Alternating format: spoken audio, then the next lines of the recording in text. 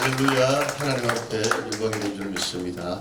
우리 CTS 기독교 TV 목회자 총연합회 대표 총재이신 윤호규 목사님께서 부흥사에 부활하라 이런 주제로 말씀을 전가하십니다. 우리 총재님 나오실 때 큰 박수를 맞이하겠습니다. 그러신 아버지 하나님, 이제 2022년이 마감되는 12월에 코로나 바이러스가 이제 점차 사라지고 침체된 한국교회를 살리기 위해서 우리 CTS 부흥예배를 통하여 이번에 대표장으로 우리 송한철 목사님 세우심은 아버지 하나님의 뜻입니다.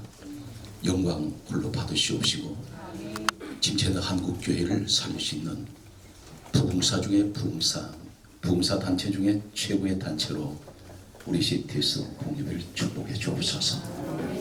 이 시간 불과 전한종을 세우셨사오니 성령께서 종에게 무슨 말씀을 하시든지 이 종을 통해서 성령님 말씀을 전하게 하여 주옵소서. 우리 주 예수 그리스도 이름으로 감사하며 간절히 기도드립니다. 성경 66권 가운데 전 세계에 이런 통계가 있습니다. 목사님들이 말씀을 전하면서 가장 전하지 않는 내용이 오늘 창세기 23장이라고 전해지고 있습니다. 이 내용은 창세기 23장 1절에서 20절까지는 창세기 23장 전체를 기록하고 있습니다. 이 내용이 한마디로 말해서 한 여자가 죽었던 이야기입니다. 성경은 여자 이야기를 어떻게 기록하고 있습니까? 출애굽기 12장 37절의 말씀을 보게 되면 출애굽할 때 장정난 60만 명으로 성경 기록합니다. 오병의 사건 때에 5천 명이 먹었다는 이야기는 남자만 5천 명 이렇게 기록하고 있습니다. 이 사실을 미뤄보아서 한 여자 아브라함 부인 사라가 죽었다는 이야기를 해서 20절의 마지막 절까지 살아있을 때 이야기가 아닌 사후의 이야기를 하고 있다는 사실입니다. 왜 성경은 이 이야기를 기록하고 있을까요? 이 성경을 기록한 분이 누굽니까? 이사야 34장 16절 말씀을 보게 되면 너희는 여호와의 책을 읽어보라. 그렇게 말씀하시면서 이는 여호와의 입이 이를 명령하셨고 그의 영이 이것들을 모으셨습니다. 하나님이 친히 명령하셔서 기록한 사람이 했습니다만 기록하게 하신 분은 하나님이시라는 것입니다. 그렇다면 이 말씀 속에 하나님이 귀하신 어떤 뜻이 진리가 있다는 사실입니다. 성경이 한 군데 더 말씀드리면 디모데후서 3장 16절의 말씀을 보게 되면 모든 성경은 하나님의 감동으로 기록이 되어 있습니다.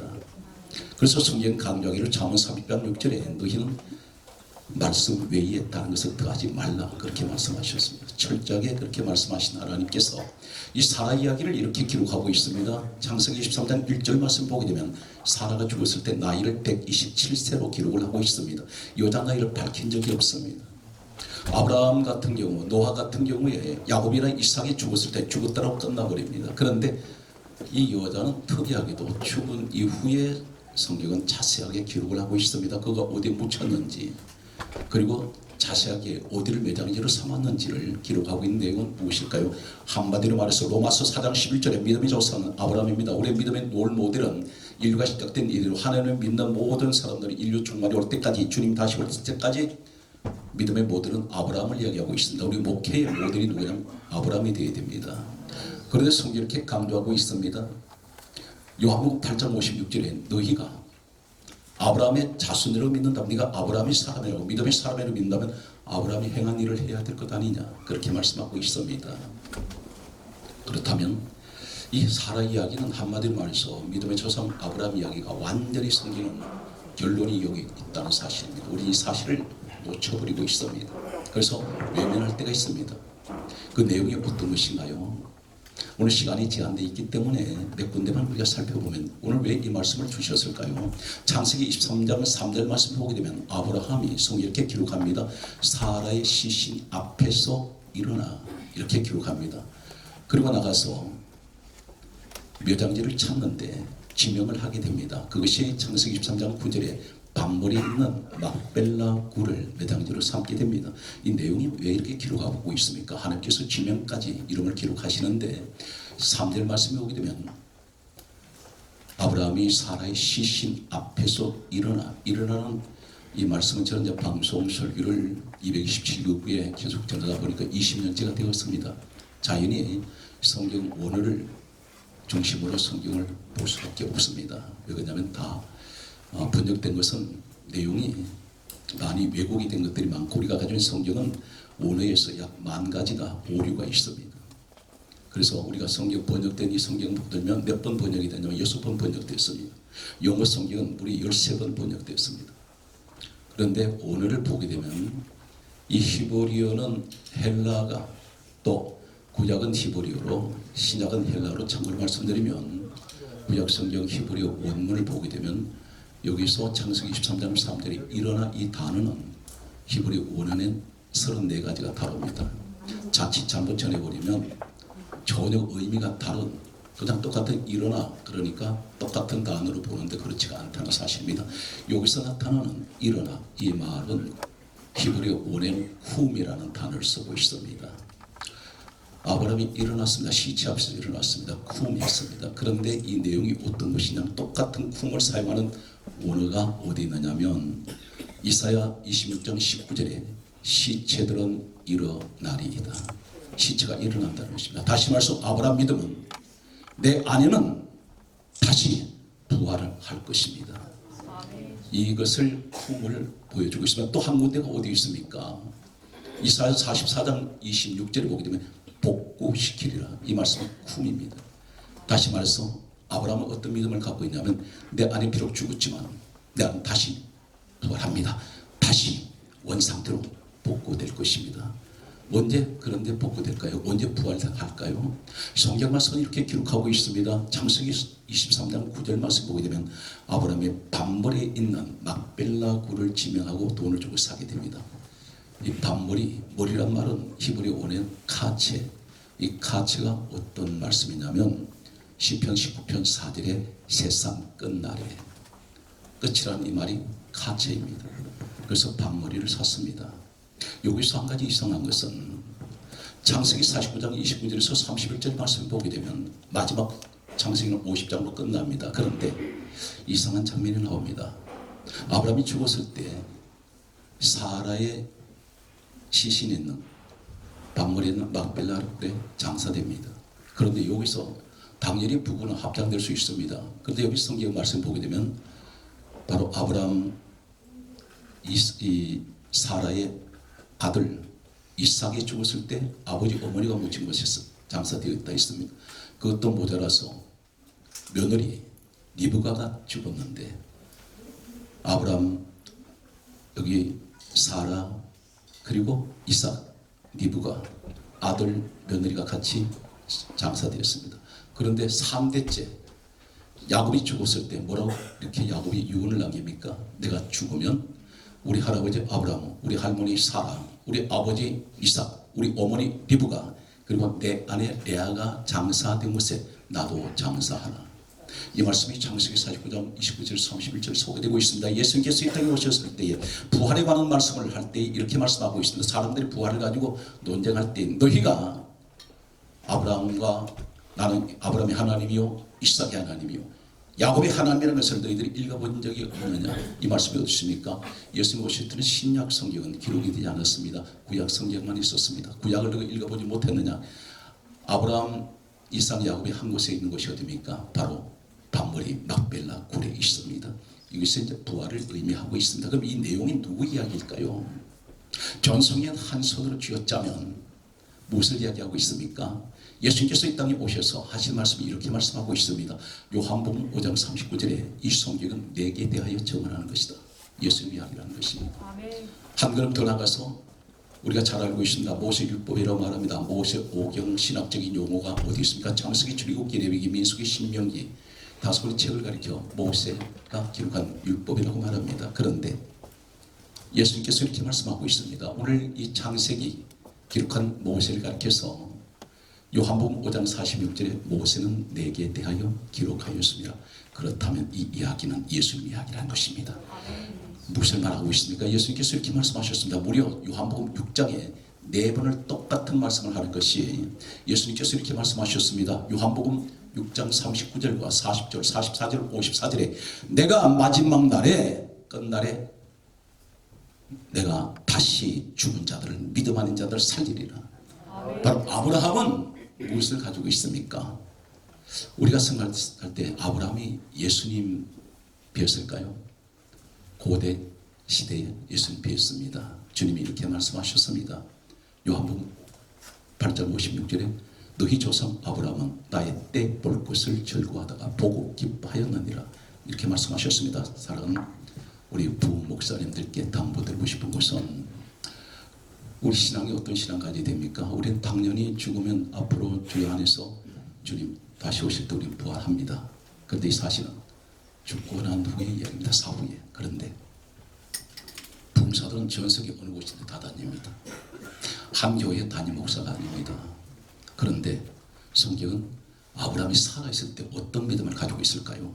이 사실이 오늘 부흥 목사님들에게 가장 중요한 메시지가 되겠습니다. 로마서 4장 19절에서 21절 말씀을 보게 되면 특별히 19절이 이렇게 말씀하고 있습니다. 아브라함의 100세나 되어 그의 몸이 죽은 것 같고 사라의 태가 죽은 것 같음을 알고도 믿음이 약하여지지 아니하고 21절에 이렇게 말씀하고 있습니다. 하나님의 약속하신 그것을 능히 이루실 줄 믿음이 아니라 확신하였노라. 우린 이 땅에서 가는 곳마다 뭘 해야 됩니까? 부활의 부흥회를 열어야 됩니다. 아브라함은 자신 몸이 죽은 것 알고 있어요. 사라의 태 죽은 줄 압니다. 그러나 믿음이 약해지지 않습니다. 바로 이것이 부활의 목회입니다.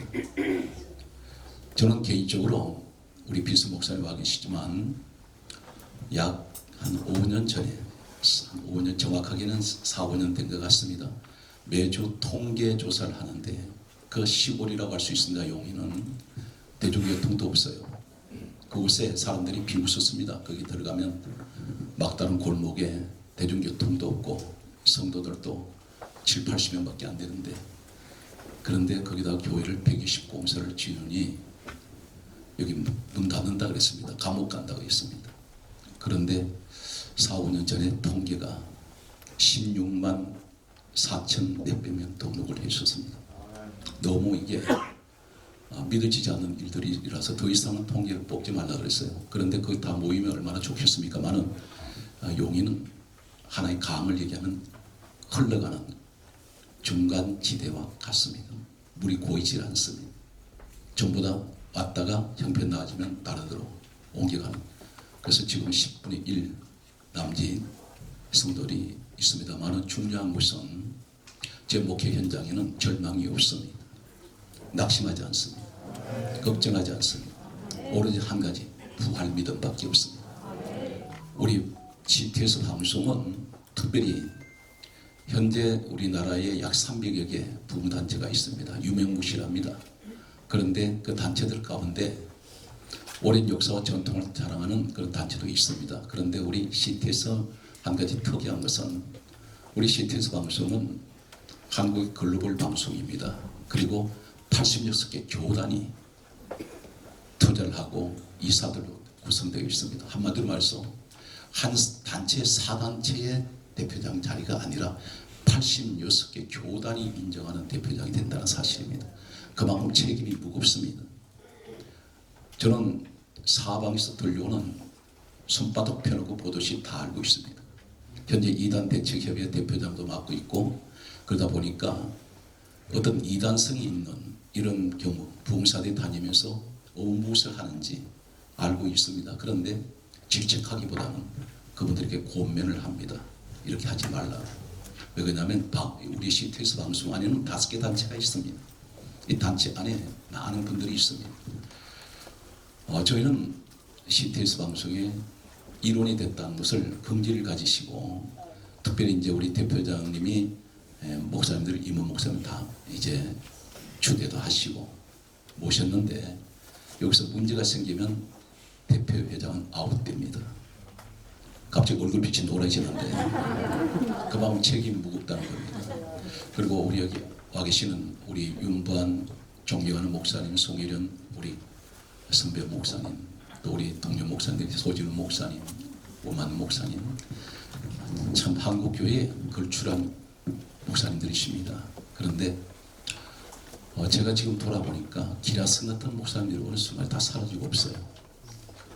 그 많았던 봉사들이 현존하는 봉사가 많지 않다는 겁니다. 왜 그러냐면 오늘 갑자기 사라집니다. 신문지상을 도배를 했던 분들, 방송에 떠들썩했던 분들이 사라집니다. 피종진 목사님이 저기 이런 말씀하셨습니다.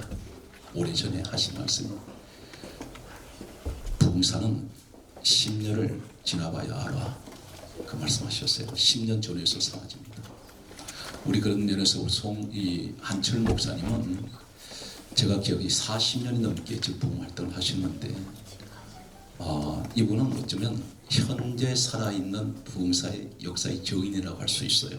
그리고 그렇게 많은 시간을 가다 보면 사람 발자국이 남는데 더러운데도 밟을 수가 있고 깨끗한 곳을 밟을 수 있습니다. 그런데 이상하게 송한철 목사님에 대해서는 별 말이 없어요. 이런 지저분한 소리가 안 들립니다. 목사님 오늘 아멘이 한 번도 없는 거 보니까 이거 문제가 있는 것 같은데 나중에 별도로 좀 상담 좀 해드릴 건데 그런데 오늘 갑자기 머리가 백발이 돼버려가지고 내가 깜짝 놀랐어요. 나보다 나이가 더 많아 보이는 것 같고 그래서 어르신으로 모셔야 될 것 같은데 굉장히 이분이 참 순수하세요. 덩치는 코끼리만 한데 하는 행동이 애기 같아. 계산이 없어요. 그래서 이분은 이렇게 오래 쓰시는구나. 오늘 이 구성이 참 잘 되어 있습니다. 그래서 어느 곳에 가든지 소망을 주는 부흥사. 항상 안 돼도 잘 되게 만드는 부흥사.